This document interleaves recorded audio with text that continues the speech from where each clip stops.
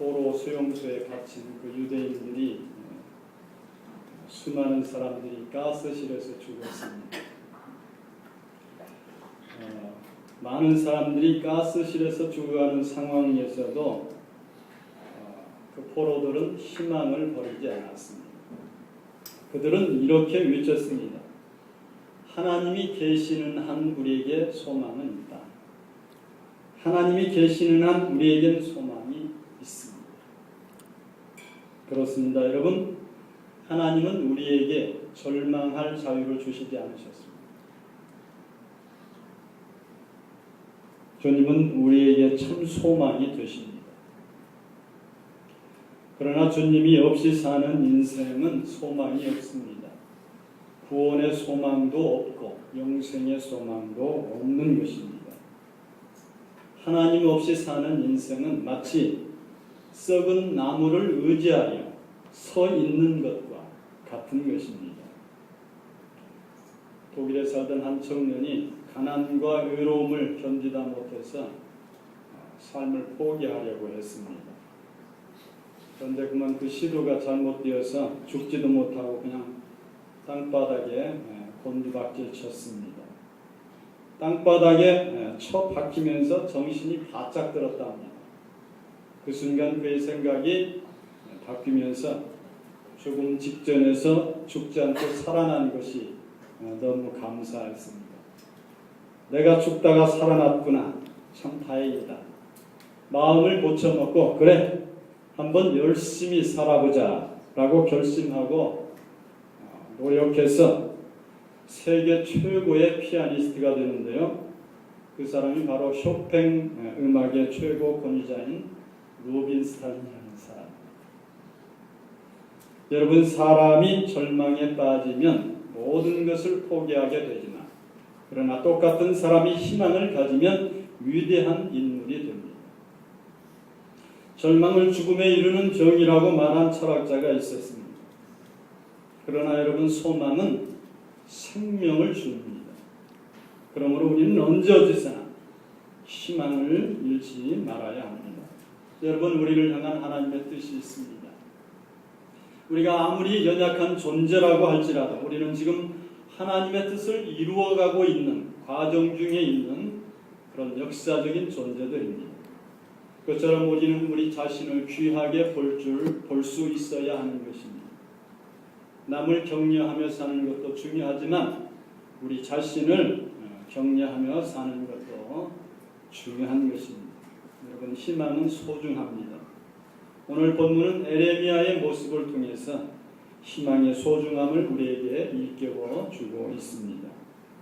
오늘 본문 읽지는 않았습니다만 1절에 보면 유다의 마지막 왕인 시드기야 10년에 하나님의 말씀이 에레미야에게 임하게 됩니다. 하나님을 떠나고 불순종한 유다가 바벨론에 의해서 멸망하게 될 것이라는 그런 말씀이 있습니다. 그리고 그것을 시드기야 왕과 백성들에게 알리라고 말씀하셨습니다. 2절 말씀에 보면 그때 바벨론 군대가 예루살렘을 포위하고 있었는데 그 상황에서 에레미야 선지자는 자기의 조국인 유다가 멸망한다고 예언했다가 그것 때문에 유다 왕의 미움을 사서 결국 감옥에 갇히게 되었습니다. 그때 일어난 일이 바로 오늘 본문의 내용입니다. 오늘 본문 6절 7절의 말씀 보면 에레미야가 옥중에 있을 때 그의 사촌 하나멜이 그를 찾아와서 기업물을 볼 리가 있으니 아나돗에 있는 자기의 밭을 사라고 말을 합니다.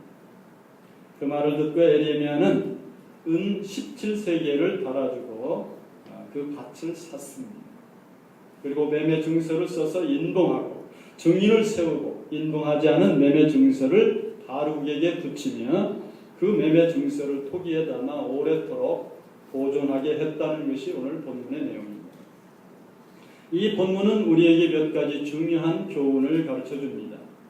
먼저 우리가 어떤 사람이 되어야 하는가를 가르쳐줍니다. 오늘 본문에서 왜 하나멜은 감옥에 있는 에레미야를 찾아와서 자기의 밭을 사라고 했을까요? 에레미야에게 상속권이 있다고 하면서 왔지만 곧 멸망당할 나라에서 땅을 가지고 있는 것보다는 현금을 가지고 있는 것이 낫겠다는 속셈이 있었기 때문이었습니다. 에레미야는 그런 하나멜의 속셈을 다 알고 있었지만 아무 말 없이 그의 밭을 사줍니다. 그가 그렇게 한 첫 번째 이유는 어렵게 사는 사촌 하나멜을 돕고 싶었기 때문입니다. 그런 모습을 보면 에레미야도 참 대단합니다. 그는 지금 누구를 도울 만한 형편이 아닙니다. 오히려 누군가의 도움이 필요한 상황인 것입니다. 자신의 처지도 내일 어떻게 될지도 모르는 그런 상황에서 최선을 다해서 다른 사람을 도우려고 하고 있는 것입니다. 요즘 세상이 참 각박해졌다고들 말합니다. 예전에 비해서 우리는 훨씬 더 좋은 것들을 많이 소유하고 또 누리면서 살게 되었지만 우리의 마음은 그만큼 여유롭지가 못한 것 같습니다. 그래도 여러분, 우리가 마땅히 해야 할 일을 해야만 합니다. 빙점이라는 소설을 쓴 미우라 아야코는 평생 질병을 몸에 달고 살았습니다. 그러나 그녀는 장애를 딛고 주류 사회에 떳떳이 명함을 내미는 그런 소설가가 됩니다. 그녀의 그 유명한 소설이 탄생하게 된 이야기를 보면 그녀가 건강이 좋지 못한 상태에서 구멍가게를 하게 되었는데요. 앞집에 똑같은 구멍가게가 생겼답니다. 그녀가 보니까 그 사람들은 자기보다 더 어려운 사람들이었습니다. 그래서 어떻게 그들을 도울 수 있을까 생각하다가 자기 가게에는 새로운 물건을 들여놓지 않았다고 합니다. 그러니까 자연히 사람들은 앞집 가게로 가서 물건을 사게 되었고, 그로 인해서 자기 집에는 사람들이 찾아오지 않게 되니까 결국 자기는 소설을 쓰기 시작했다. 결국 구멍가게는 문을 닫게 되었지만 그녀의 소설 빙점은 크게 유명해지면서 결국 구멍가게를 하면서 벌 수 있었던 돈보다 훨씬 더 많은 돈을 벌 수 있었다고 말합니다. 여러분, 다른 사람이 잘 되도록 도와야 우리도 잘 될 수 있는 것입니다. 다른 사람을 복되게 하는 일이 결국 나를 복되게 만드는 것입니다. 다른 사람이 성공하도록 도와야 우리도 성공할 수 있습니다. 이것이 성경이 일관되게 가르쳐주는 원리. 여러분, 축복의 원리는 대단히 단순합니다. 나누면 나눌수록 우리의 삶은 풍성해집니다. 나누면 나눌수록 하나님은 더 많은 것으로 축복하십니다. 우리가 다른 사람의 필요를 채워주면 하나님은 반드시 우리의 필요를 채워주십니다. 우리가 베푼 그대로 하나님이 갚아주십니다. 우리는 단순히 자신의 유익이나 만족만을 추구하는 이기적인 존재로 지음받지 않았습니다. 하나님은 우리를 베푸는 사람으로 창조하셨습니다. 이 진리를 깨닫지 못하는 사람은 하나님이 예비하신 풍성하고 기쁨 충만한 삶을 잃어버린 사람입니다. 여러분, 우리가 다른 사람의 어려움을 돌아보고 도움의 손길을 뻗는 것은 우리가 좋은 씨앗을 뿌리는 것과 같습니다. 우리가 씨앗을 뿌려야 하나님이 추수할 열매를 주시는 것입니다. 여러분, 말씀 앞에 열린 마음을 가져야 합니다. 본문에서 에레미야가 하나멜의 밭을 사준 더욱 중요한 이유가 있습니다. 그 이유가 오늘 말씀 15절에 나타납니다. 그가 이처럼 곧 멸망하게 될 나라에서 땅을 사게 된 모든 일의 배경은 아주 흥미롭습니다.